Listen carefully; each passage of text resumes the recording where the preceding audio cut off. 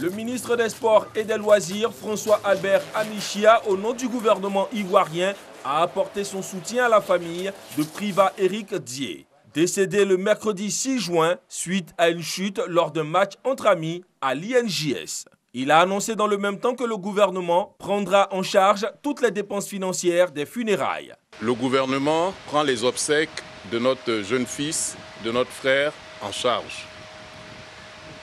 Il a souhaité également que nous puissions apporter une assistance à la famille. Mais surtout, avec Monsieur le Président de la République, ils nous ont demandé de traduire toute la compassion du gouvernement et du peuple ivoirien à vous-même et à tous vos proches. Cet engagement qui a été pris par vous et nous pour dire que l'enfant appartient à tout le monde, cela nous va droit au cœur.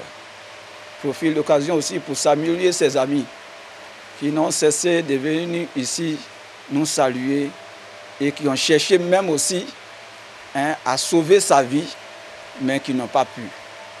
Vraiment, et je leur demande, je leur dis hier de reprendre l'école, de reprendre les cours. Né le 8 avril 1988, Priva laisse derrière lui une veuve et 4 enfants.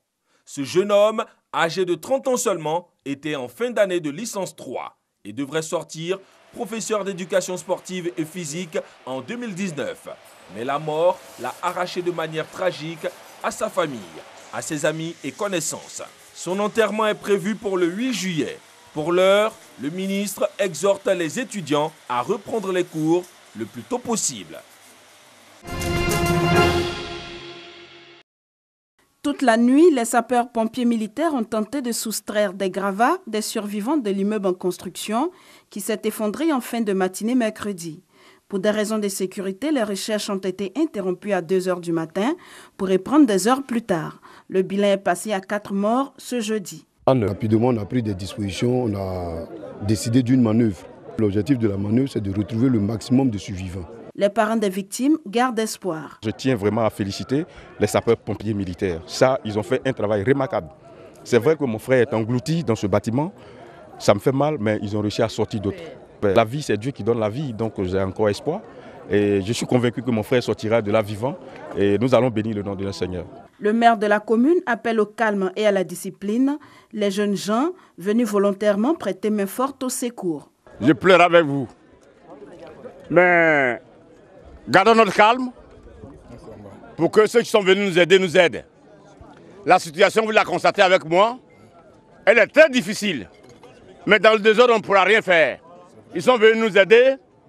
Laissons-les dans la chance de nous aider. Chaque heure qui passe réduit considérablement les chances de retrouver des survivants. Les sapeurs-pompiers, pour leur part, sont à la tâche, aidés par des entreprises privées du domaine du BTP. La petite Vanessa se fait belle pour la fête du Ramadan. Elle va rendre visite à sa tante dans la commune de Koumassi pour le Sambé-Sambé, une pratique traditionnelle utilisée par les enfants pour obtenir de leur connaissance quelques pièces d'argent. Je suis venue me tresser pour faire Sambé-Sambé. Les filles, on les rend plus belles, les jeunes, on les coiffe bien, on les habille bien pour une fois dans l'année. C'est pas mauvais, bon, c'est vrai, la situation fait peur, mais ça ne gêne pas les parents. Voilà, mais il y a un peu de méfiance, on se méfie un peu pour ne pas que les enfants voient loin. Le Sambé-Sambé est une pratique ancienne de l'histoire des fêtes musulmanes. Les enfants qui s'adonnent à cette pratique se déplacent de quartier en quartier en faisant du porte-à-porte pour demander des pièces d'argent aux passants. Une forme de mendicité qui les expose à beaucoup de dangers. Toi-même, grande personne, quand tu traverses la route là, c'est risqué parce que le chauffeur même, il ne considère même pas l'homme même qui traverse la route. À plus forte raison, un enfant. Donc moi, je suis pas pour. C'est nous, les mamans, là, qui doivent dire à nos enfants de ne pas faire. Eux, lui, il ne sait pas. En notre temps, c'est des choses qui se faisaient par affinité, c'est-à-dire je vais voir l'oncle, je vais voir la tante, peut-être pour c'est le jour de fête, on passe et puis on nous remet des piécettes, mais quand on voit l'enfant dans la rue, c'est vilain à voir, c'est pas joli. C'est la mendicité pure. Donc moi, je ne supporte pas ça.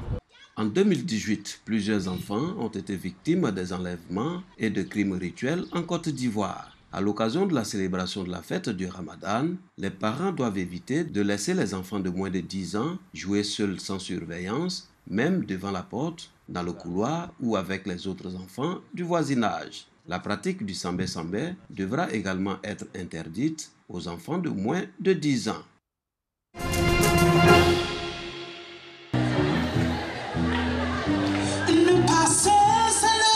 Un concert gratuit offert par l'artiste Joyce Tapé aux femmes de la commune de Bingerville.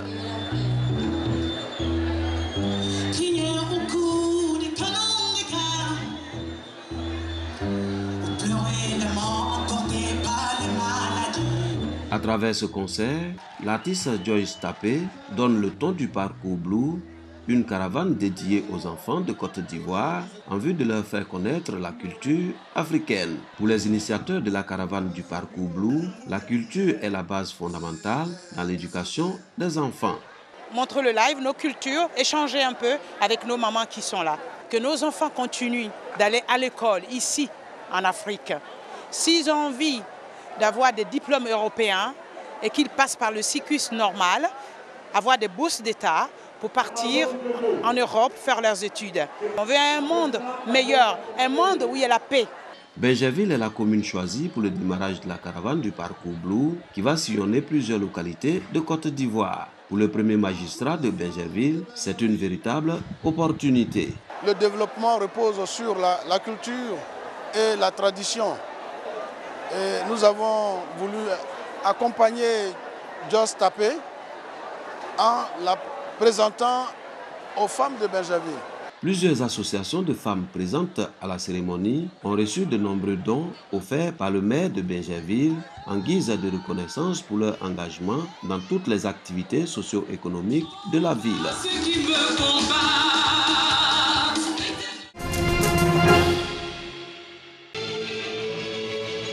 Démonstration de danse contemporaine et urbaine. Des jeunes et adolescents des écoles primaires d'Abidjan allient danse et études pendant leur cursus scolaire.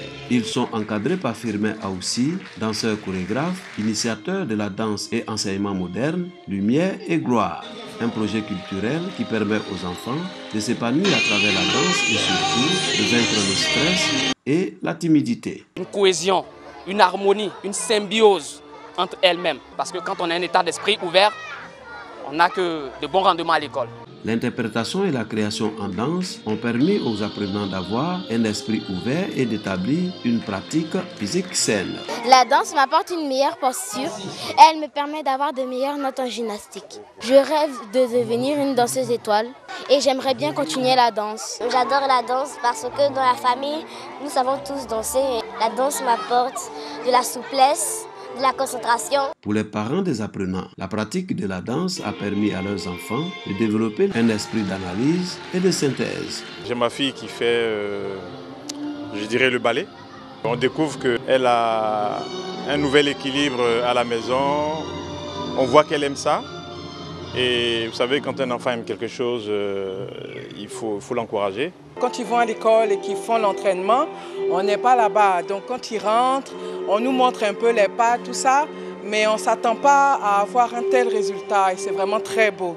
Donc je pense que la danse, ça permet vraiment de pouvoir extérioriser les sentiments, de pouvoir vraiment dégager de l'amour. Le spectacle Danse et études est créé en 2011. Il constitue un moyen pour les plus jeunes de se perfectionner en sport de gymnastique.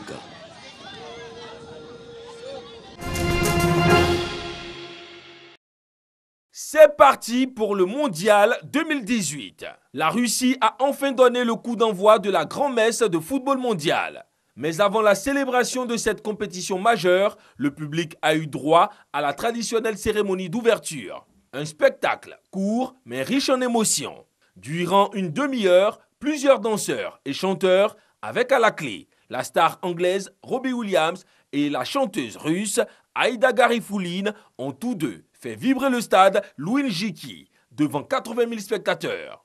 Aux deux guest stars, il faut ajouter la caution footballistique du Brésilien Ronaldo. Jeux de lumière, prestations artistiques et feux d'artifice ont meublé cette cérémonie inaugurale. Le tout dans un cocktail extraordinaire offert par le président du comité d'organisation. Sous fond de tolérance et d'amour, L'ouverture de cette cérémonie a été un véritable succès, hautement relevé avec maestria devant la belle brochette de nombreux invités, au nombre desquels le président de la Fédération internationale de football, association. Cérémonie sobre, ponctuée par des fresques qui retracent l'histoire séculaire du peuple russe.